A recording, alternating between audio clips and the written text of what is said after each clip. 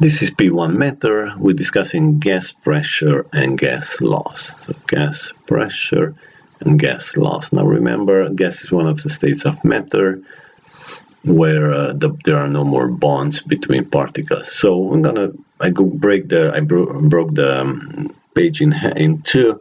On the left side we have gas pressure and temperature. On the right side we have the pressure and the volume. Now on the left side, let's go on the left side, gas pressure and temperature. This is the experiment where we had the glass bulb, which we put it in the icy water, and then we lit up the Bunsen burner. So what's happening here? Now you have the glass bulb. The glass bulb is this container, and then you turn on the heat under the icy water. That means that the temperature, for example, is 10 degrees Celsius and the pressure is 10 pascals. I just put there two numbers.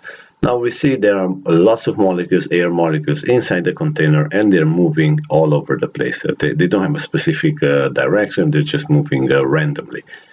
Now, after a certain amount of time, after the Bunsen burner is working, let's say for 20 minutes, we still have the glass bulb, so the glass bulb doesn't change. That means the volume, the container doesn't change, but the temperature is increasing to 50 degrees Celsius. At this point now, increasing from 10 degrees Celsius to 50 degrees Celsius means that the particles are moving much faster.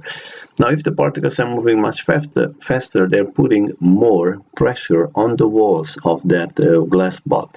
And that pressure on the walls of the glass bulb is seen on the top. So if the temperature increases, the pressure is also increasing. So if it increased to 50 degrees Celsius, the pressure went up to 50 pascal.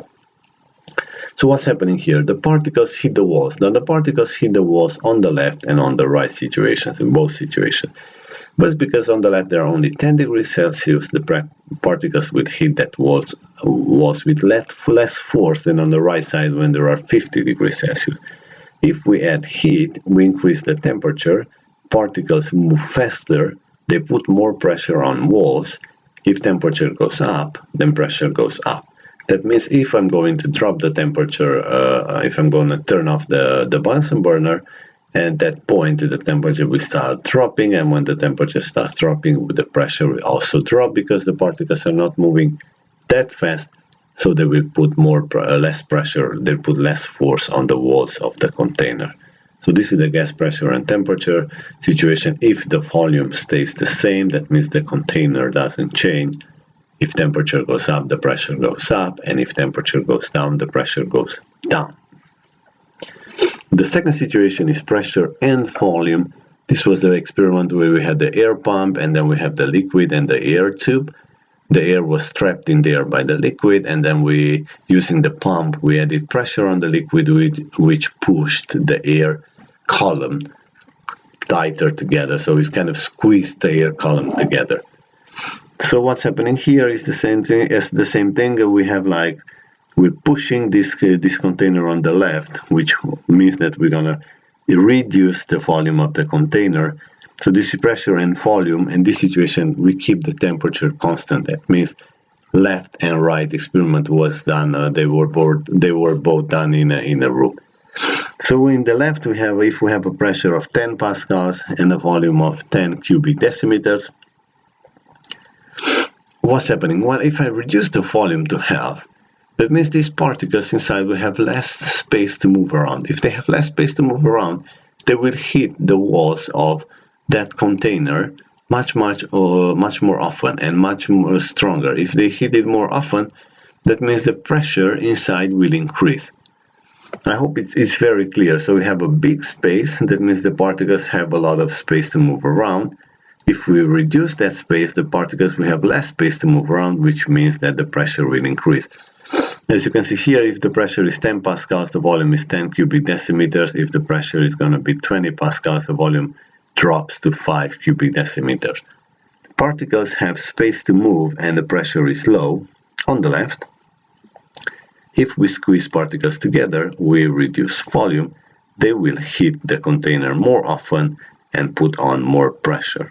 This relationship between volume and pressure is called an inverse relationship. If volume goes down, pressure goes up, or if volume goes up, pressure goes down.